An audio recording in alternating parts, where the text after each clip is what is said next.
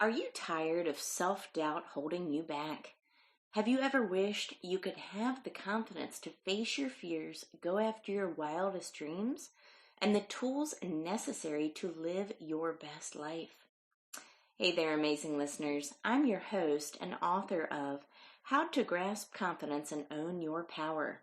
And I've made it my mission to help you break free from self-doubt and embrace confidence. Subscribe now and join us as we unlock the secrets to unshakable self-assurance. Let's dive in.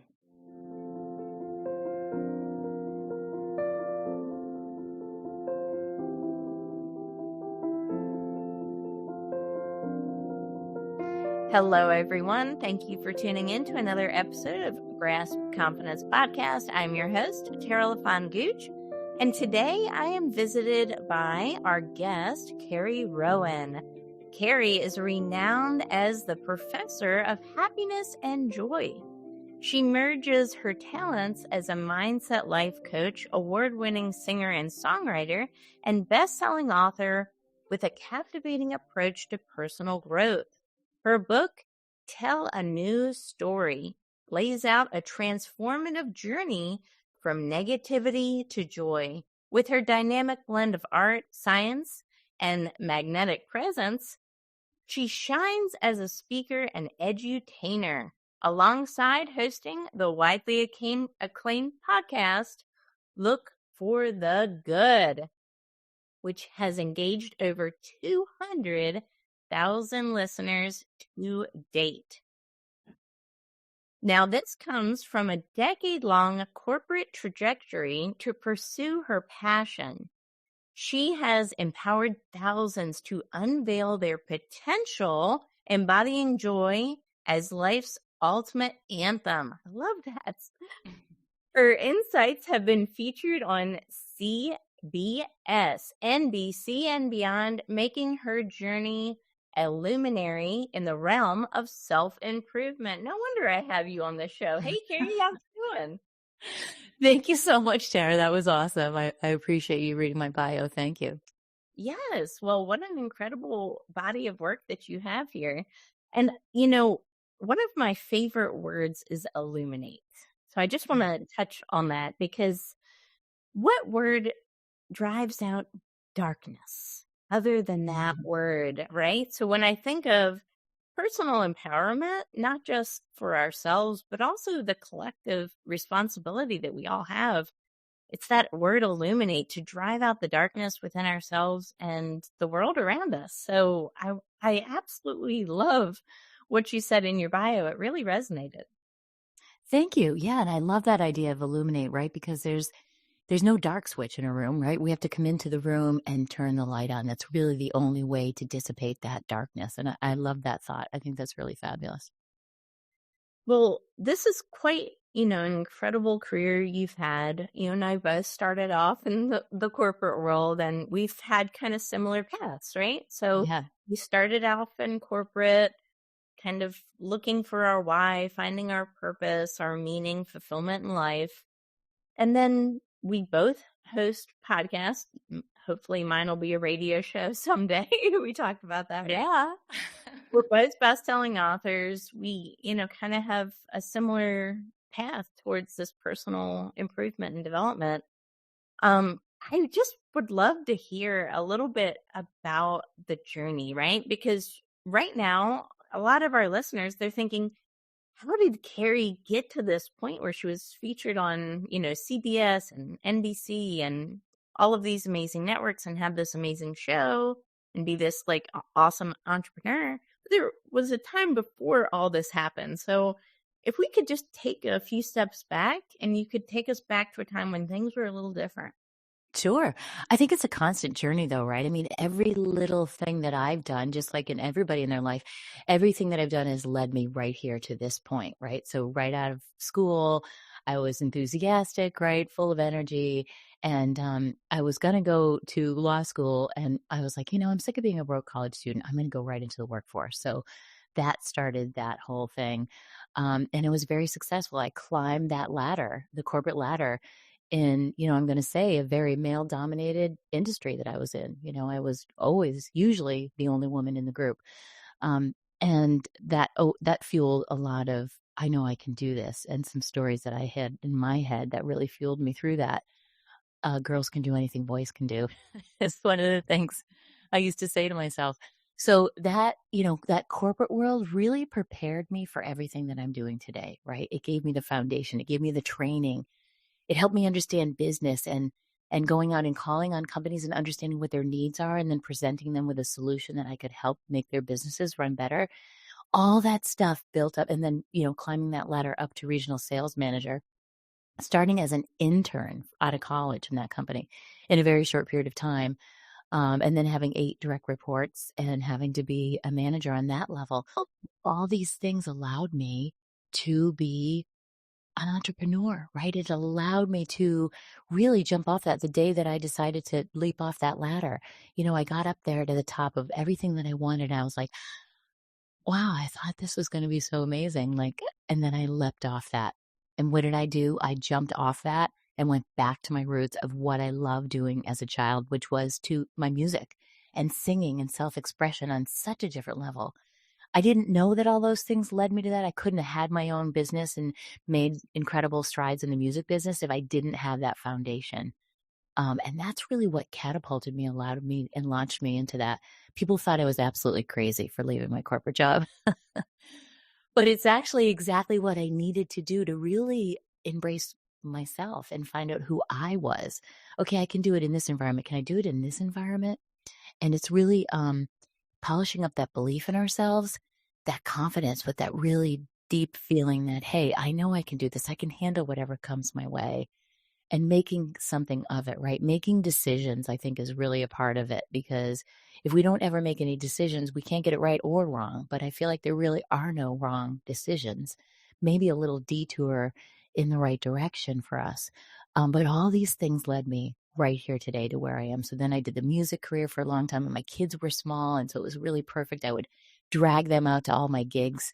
And I worked with a lot of children, and I had 4 albums through that whole a period, and got on, iTunes and, well, Apple Music now and all those things, Pandora, and we won awards, and it was really incredible. It was quite a journey, and that work was called play. So what could be wrong with that, right? We're going to go out to play tonight. I love that. Wow. Like, It's so cool.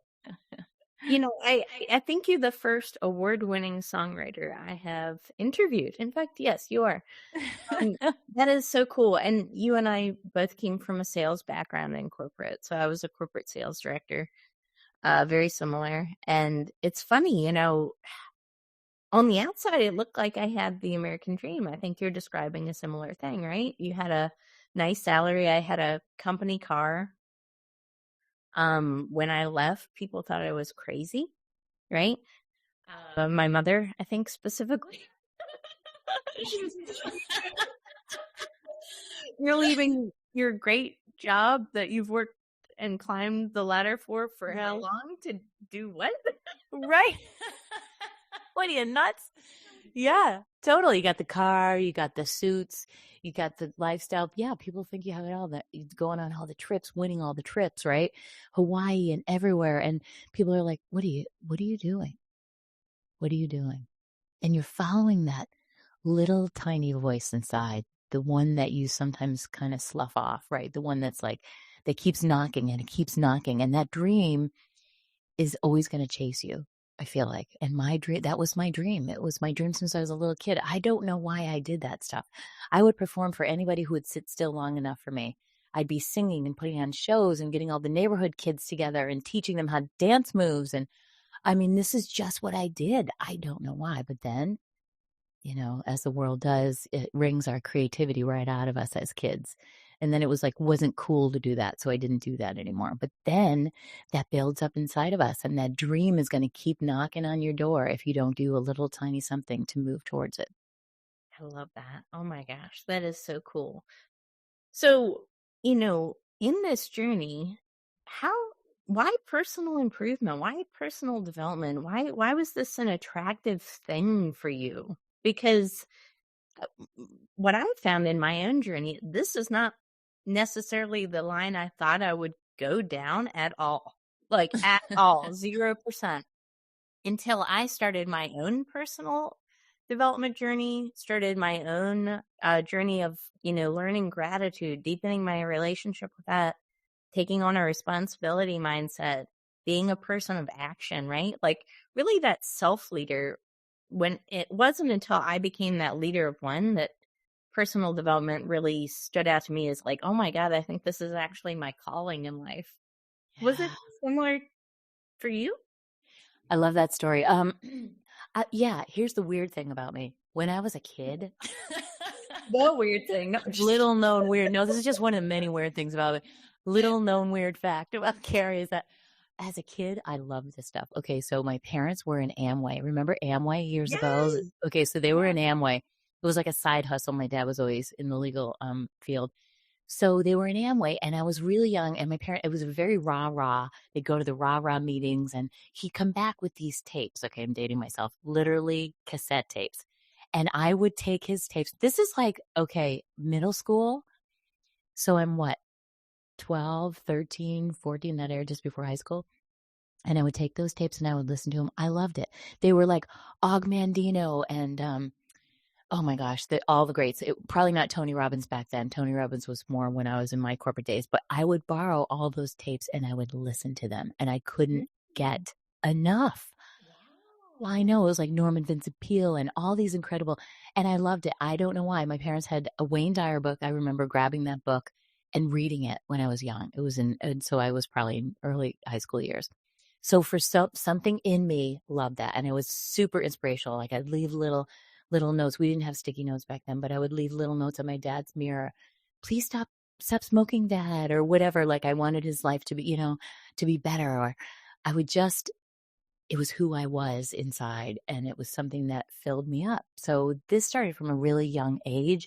And so then I just became a magnet towards that. I started reading it. And then when I was in sales and I had people that reported to me, I couldn't wait to share all this with them and do trainings on it. And I remember dragging this one young kid. He was awesome. And he was my first like trial. I was a trial. They termed it like a sales training manager. So they gave me one person to manage. And I was dragged him to Tony Robbins. Now, this is before Tony Robbins was anybody. He wasn't this big, huge, famous guy. And we went to Tony Robbins. It was like, who is this weird guy right in Worcester, Mass? Like he's probably never been there since. And this young guy was all gung-ho. And the next day he comes in and quits on me. My only trainee comes in and quits after I took him to Tony Robbins because he was so inspired. And all he ever wanted to do was start his own fitness company. He was like the super buff fit guy. So the next day he came in and quit. He said, Carrie, thank you so much. You've just changed my life. I'm finally going to follow my passion and start my own business. And so that is just a small little side story I tell in my book. Who knew it? Is hilarious. Not the intended consequence for sure, right? Not the intended consequence. Yeah. But, as a leader, I love that story because as a leader, our responsibility is to not throw down the ladder from which we rise. This is something that's so powerful. So I'm right now working on book number 3. It's about leadership, how to grasp confidence in leadership. And I talk about that exact thing, that it's a duty and responsibility to inspire people because ultimately, if we're not raising up the collective and helping other people increase their life and tap into their purpose, right? Totally. It's not going to ultimately serve us, them, or anybody else as fully. So hey, I would love to hear your perspective on that. It seems like we're pretty tuned in to the same frequency there. Absolutely. And I think that was just a great example of that. Like I was more interested in inspiring this young person to go follow their dreams. And I totally got that. Right. So yeah, it's stopping and looking behind you and offering a hand to the person behind you because we're always doing things. And as doers in this world, and we like to accomplish things. If you want something done, give it to the busiest person you know, like Tara. And we're lifting, right? We're lifting people up along the way. We're almost dragging them sometimes with us because we're so excited. And that enthusiasm is really contagious. And it's, my dad used to say this, and I talk about this in the book. He would say, Carrie, when God gives you talents like that and gifts, he would call them gifts, it's your responsibility to share them with the world. And I really took that to heart. Yes. And I believe the same about our stories, right? If we have a story that could change lives or save them, it's the same duty and responsibility, because somebody out there, I like to think this way, that somebody out there, I don't know who they are, could be praying for me to show up today. They don't know who I am, but they're looking, they're searching, right? They're searching for a message, a deeper meaning. Maybe they're searching for you to share your story so they feel less alone, right? So that they have a leader and a mentor to look up to. And you showing up is just putting in that action step, right? That saving somebody or answering someone else's prayer. Yeah. I really believe that. I really believe that too. That's beautiful the way you described it. And I used to think a lot about that with my music, because I wasn't trying to be, famous.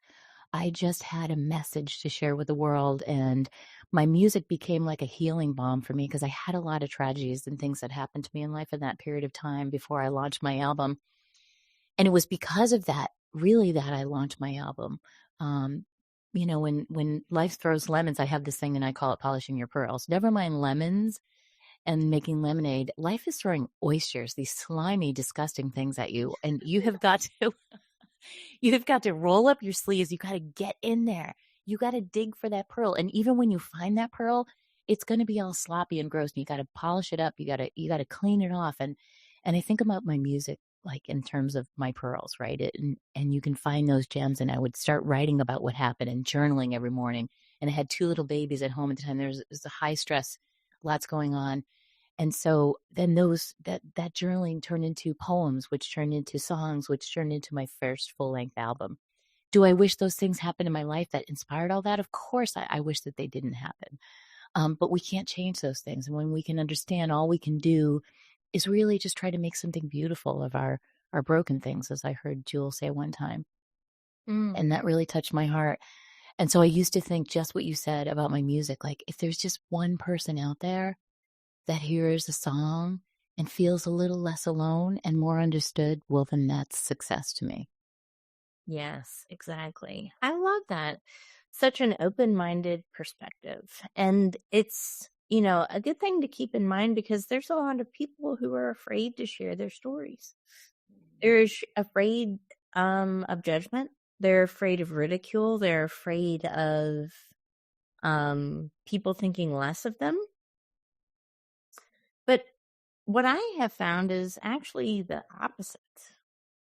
That it was when I was afraid and making,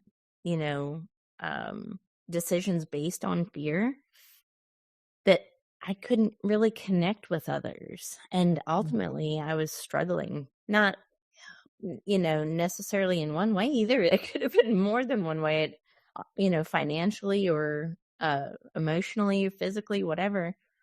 It wasn't until I really opened up and really started sharing my story in my first book, on this podcast, and on, keynote speeches, what have you, that really so many opportunities did open up for me. And I'm not the only one. I've seen this countless times, haven't you? Oh my gosh. Yeah. I mean, that's what my whole book is about, right? It's like it's all about our stories. Yeah. And even as, you're right. I was writing my book. So you've got 3 books. I've got 1, but I'm thinking about writing my next book. And I think you'll find for all those, you start to question, even as we've done this work our whole lives, certain things trigger that fear in us. Certain things trigger that imposter syndrome in this particular situation, I'm going to call it.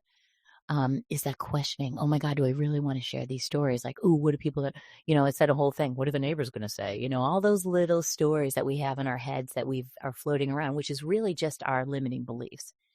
And when you can push through those and do it anyways, you can prove to yourself that, hey, you're putting fear in the passenger seat, not in the driver's seat anymore. You're really stepping into understanding that your brain is just doing its job to try to keep us safe. It thinks we're going to be safe if we don't share those stories or step out of being small. It wants to keep us small and contained. And when we can understand that and be like, hey, brain, thanks so much for trying to keep me safe, but I got this, and go for it anyways, our whole life can change. Exactly. And, people's memories are short, so even if somebody was, didn't like what you had to say, it doesn't matter. You're not trying to serve them anyway. And in a couple months, it'll be forgotten. Don't focus on one person, right? I think so many times we're focused on that one person. But what about the 100 people who came and showed up, right? Yeah. And there's been plenty of people that haven't agreed with, my book or whatever type of story, or didn't like it for some kind of reason. I don't focus on those 4 people, Right. I focus on the 80 that have left positive reviews. Mm-hmm. Right? So true. You can do that all day long. You can focus on the negative, or you can choose to focus on the positive. And when you choose to focus on the positive, and it is a choice, you'll actually find it's multiples of whatever negative there was. So There's true. going to be 1 or 2 negatives for every 70, 80 positives. It's so true. And I talk about this in the book as well. We always focus on that one negative. I tell the story of when we launched one of my best friends and I used to get to play together all the time. And so we launched this kids album, and I put it up on Amazon, and it was like best-selling, #1 new release. We sold more albums that year than we did probably in 6 months than we did in like years, schlepping around onesie twosie at shows. And so we're touching families all around. And when I write kids music, it has a message in there, right, for the kids, like to really get through the, like, to not think so negatively, or to look for what's good, or to learn how to say, oh, well. So anyways, we've gotten flooded with incredible reviews. And then there's that one bad review. I don't know how you leave a bad review about a kid's album, but they're somebody who's having a bad day. Like, what's wrong? Like, why would you even leave a review? Like, really? You're going to knock on this little light of mine? Like, what's wrong with that? So but instead we were upset about it. And like, I thought about that all the time, never mind, the hundreds of other reviews. It was that one silly little review where someone was probably just having a bad day. And so we can laugh about it now, right? But we were hung up on that because that's how the mind works. Again, that's that. Oh, but we get what we look for. So if I focus on that, I'm going to go in a downward spiral. But if I focus on the 599 other ones that were really good, because that's, again, recognizing and normalizing that we all do this. We all do this. It's our brains. It's the way we're wired. And when you can overcome that biology, which is, I like to term it as that, learning to overcome that fear biology that tries to run our lives, but doesn't have to, then we can learn to live a beautiful life and do those things that scare us the most, but we know are for our best and highest good. Yes. And, going back to books, I actually had a pep talk with an author last week.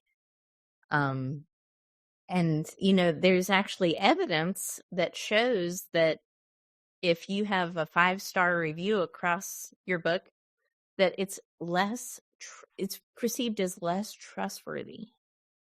Really? Yes, than a 4.7 to 4.8 star review, something like that. So it's actually not a bad thing to have a little mix, right? Because that's perceived as more trustworthy because it's more in line with human behavior. So true. Makes sense, right? Yeah. So I think, if, again, we choose to find the light in things, I did have one person on my second book, Talk Your Way to the Top, and she said that she did not like the book because she was confused by the title because she thought it was about linguistics. No. That's a sidebar, right? But again, we're not focusing on one review. Right. But it is just funny, right? So it's funny. Yeah, you got to laugh at it. But, we've talked about, you said you had a lot of, some trauma. that kind of was a catalyst for you to get, more involved and, deeper involved in your purpose. And it's brought you to this amazing, point where you are today. I would just love to know what's next for Carrie, because I just see the trajectory keep increasing. So I would love to know what you have working in the future. If you could share some plans with us to give us some inspiration. Sure. Well, I'm really excited I'm starting to really formulate. I mean, I feel like we're always, as writers, we're always formulating our next book in our minds. Um, and so I have an idea that I'm working on right now for a launch of a series of some smaller books. Because like you said before, people's attention spans are like so small nowadays. And so, I think people like a short, punchy book, something that they can just pick up and read under 100 pages. So that's my next thought and my next little book series, but still on the same concept of stories that we tell ourselves. So I'm super excited about that. I kind of shifted my business a little bit too, where I help authors get their books out there. Well, really, authors who have launched their books and then time has gone by and their books are no longer selling on Amazon. It can be frustrating. Amazon's hard to understand. So I'm helping those because I used to have an online Amazon business, little known fact. So I've taken all the training. I really understand Amazon ads. So I'm helping these authors revitalize books that have they got a little bit stale, and we're revitalizing them on the Amazon digital shelves, if you will. So yeah, so that's been really super fun. Yeah, Oh, really that's fun. great. And your radio show is kicking, and I really encourage everybody to listen into it. It's one of those shows that it's inspirational, but it's also the transformational aspect that I think we're really needing. There's plenty of motivation out there, but I think what people are going to be craving now and into the foreseeable future is actually transformation. Mm, People want that result. They're yeah. they're done being stagnant. They're done playing small. You and I talked about that. They're done not having the piece of whatever pie they want. They just want more of life, and they want Mhm. to feel that increase within themselves and have a better quality of life for their family. So I feel like people are really wanting that like real long-term sustainable transformation. And I know that you can help people get there because it's part of your purpose, isn't it? It's totally part of my purpose. I love helping people really figure out what it is. Like you just said, there's that feeling inside of them that something's missing. They can have a very successful career, even they can have all the things, but they still feel empty because if you don't, like you said, if you don't have that purpose, if you don't have a reason for jumping on a bed that's really bigger than you are, something that you're feeding, that you believe in, um, it really it stifles your growth. It makes you play small. It makes you be afraid to step outside. You have to have something bigger than yourself that you believe in.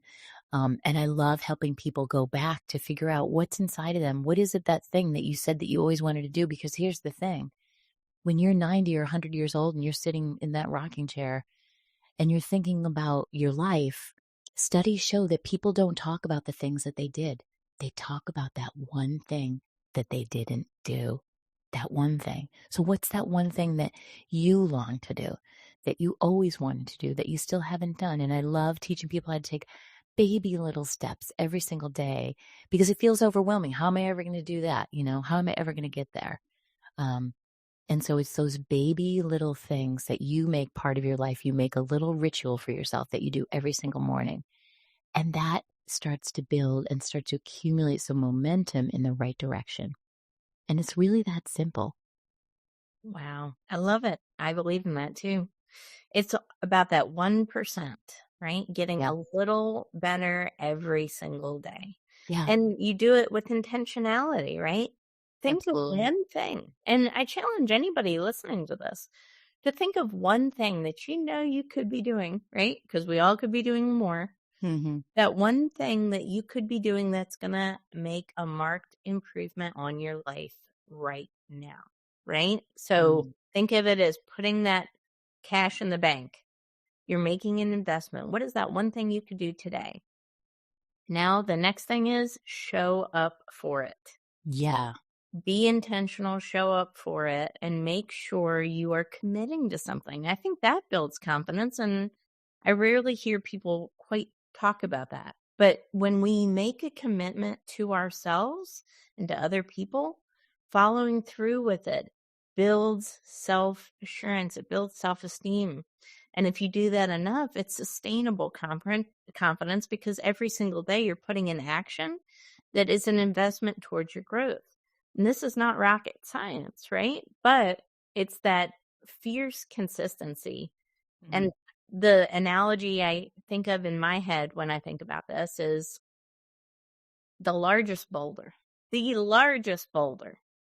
can be broken with a steady stream of water over time. Indisputable. We know this is reality, right? That's so true. Indisputable. It doesn't matter how big the boulder is. A relentlessly consistent stream of water will break that boulder. So it's that 1% just chipping at it every single day. And before long, the path is already paved for you. You just have to show up. I love that. And that's so true, because that's really where the confidence gets built, and people think you're born with it. No, this is something that you can develop in yourself. Just like I said, every single morning showing up because you said you would. Every morning when I come down to my office at 8, nobody makes me, but it's just my thing, and I show up for myself. And I feel like when you tie into that greater purpose of why you're doing and how you're affecting other people, it just naturally motivates you to want to do it, because it's your responsibility to share those gifts, just like my dad said, with the world. That's right. I love that. Well, Carrie, it has been amazing. Thank you so much for being a guest on my show. And for anyone who is listening right now, I was also a guest on Carrie's radio show not too long ago. So feel free to check out that interview. We talked about confidence. We talked about grasp. It was a really great exchange. So thank you for everyone who listened. Don't forget to subscribe, leave a review, and share this episode with your friends, your family, your audiences. We only grow as much as you help us grow. So this all comes down to you and your support.